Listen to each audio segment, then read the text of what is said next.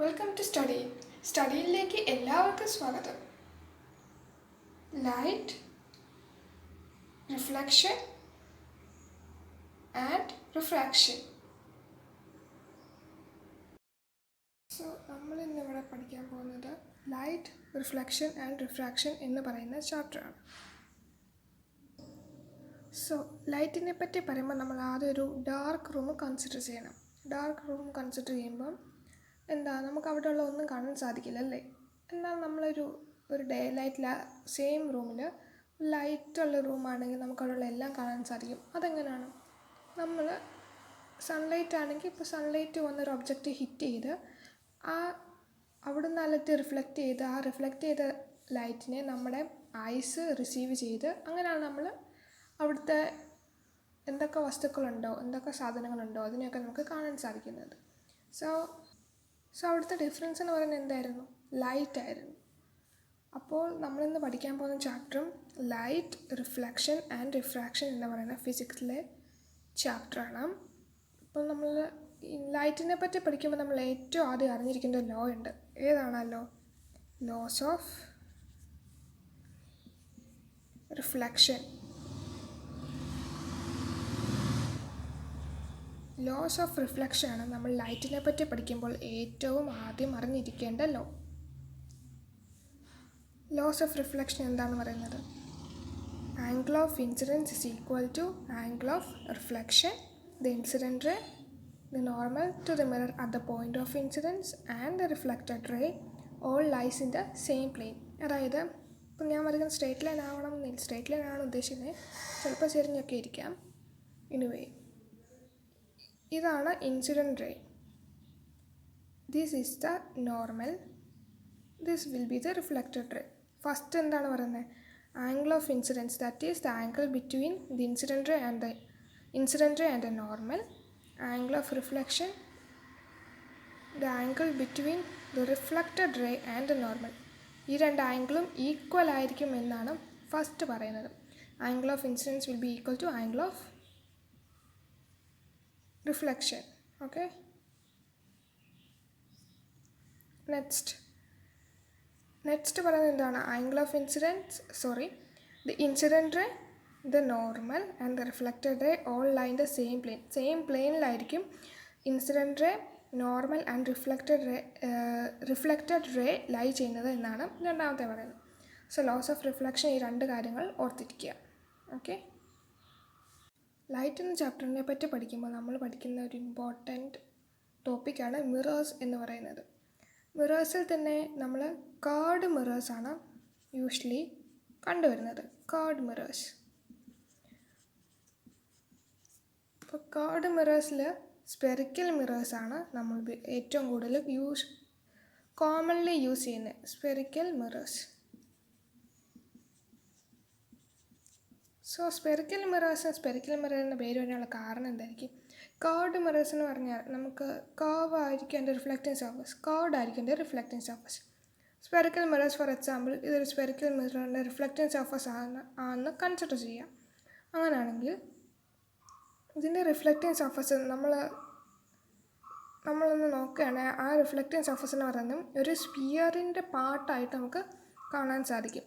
ഇതാണ് spherical mirror അതിൻ്റെ reflecting surface എങ്കിൽ നമ്മൾ അതിനെ ഒന്ന് നോക്കുമ്പോൾ നമുക്ക് കാണാൻ സാധിക്കുന്നത് അതൊരു സ്പിയറിൻ്റെ ഒരു പാർട്ടാണ്. ഓക്കെ, സ്പിയറിൻ്റെ പാർട്ടായിട്ട് നമുക്ക് കാണാൻ സാധിക്കും.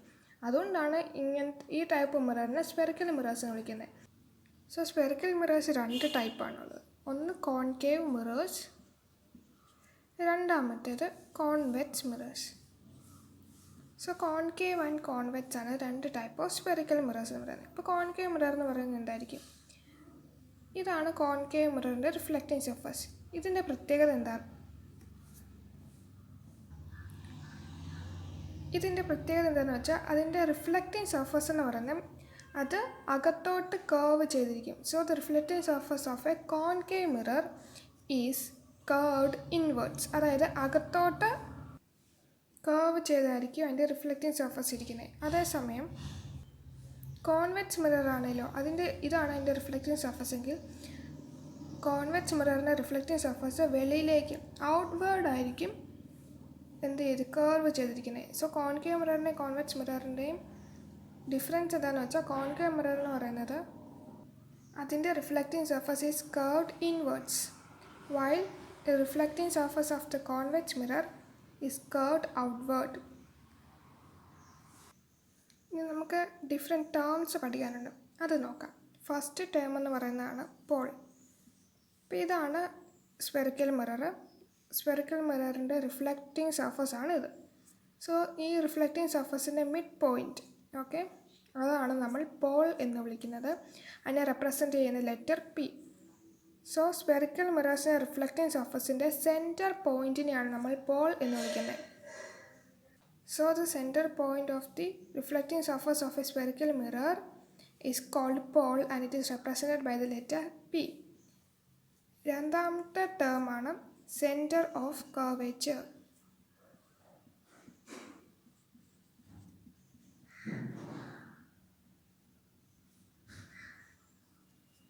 സോ എന്താണ് centre of curvature? Centre of curvature എന്ന് പറയുമ്പോൾ നമുക്കറിയാം ഈ സ്പെറിക്കൽ മിററിൻ്റെ റിഫ്ലക്റ്റിംഗ് സർഫസ് എന്ന് പറയുന്നത് സ്പിയറിൻ്റെ പാർട്ടാണ്. സോ ഈ റിഫ്ലക്റ്റിംഗ് സർഫസ് ഏത് സ്പിയറിൻ്റെ പാർട്ടാണോ ആ സ്പിയറിൻ്റെ സെൻറ്റർ പോയിൻ്റ് എന്ന് പറയുന്നതാണ് centre of curvature and it is represented by the letter C. അതായത് ഈ റിഫ്ലക്റ്റിംഗ് സർഫസ് ഒരു സ്പിയറിൻ്റെ പാർട്ട് ഫോം ചെയ്യുന്നത് പറഞ്ഞില്ല, അതായത് ഇമാജിനറി. സോ ആ സ്പിയറിൻ്റെ സെൻറ്റർ പോയിൻ്റ് എന്ന് പറയുന്നതാണ് the centre of curvature. It is represented by the letter C.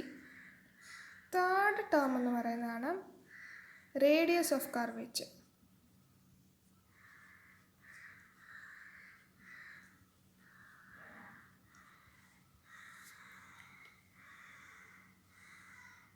Third ടേമാണ് റേഡിയസ് ഓഫ് കർവേച്ചർ എന്ന് പറയുന്നത്. സോ റേഡിയസ് ഓഫ് കർവേച്ചർ എന്ന് പറയുമ്പോൾ ആ പേരിൽ നിന്ന് നമുക്ക് മനസ്സിലാവും റേഡിയസ് എന്ന് പറഞ്ഞാൽ ഈ എന്താണ് റിഫ്ലക്റ്റിംഗ് സർഫസ് ഫോം ചെയ്യുന്ന സ്പിയറിൻ്റെ റേഡിയസ് തന്നെയാണ് radius of curvature. It is represented by the letter R. ഇനി വരുന്ന നാലാമത്തെ ടേമാണ് പ്രിൻസിപ്പൽ ആക്സിസ്. എന്താണ് പ്രിൻസിപ്പൽ ആക്സിസ്? പ്രിൻസിപ്പൽ ആക്സിസ് എന്ന് പറയുന്ന ഒന്നുമല്ല, ഈ പോളിൽ കൂടെയും സെൻറ്റർ ഓഫ് കർവേച്ചറിലൂടെയും പാസ് ചെയ്യുന്ന ഒരു സ്ട്രേറ്റ് ലൈൻ. ഓക്കെ, ഈ സെൻറ്റർ ഓഫ് കർവേച്ചറിലൂടെയും പോളിൽ കൂടെയും പാസ് ചെയ്യുന്ന സ്ട്രേറ്റ് ലൈനെ വിളിക്കുന്ന പേരാണ് the principal axis. So principal axis is the straight line passing through the pole and centre of curvature of a spherical mirror.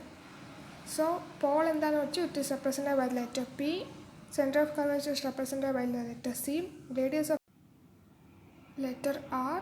Principal axis, it is a straight line passing through the pole and center of curvature of the spherical mirror. Spherical mirror പോളിൻ്റെ centre of കർവേച്ചറിലൂടെ pass ചെയ്യുന്ന straight line, and imaginary straight line എന്ന് പറയുന്നതാണ് the principal axis. Thanks for watching our video. For more videos please subscribe to our channel.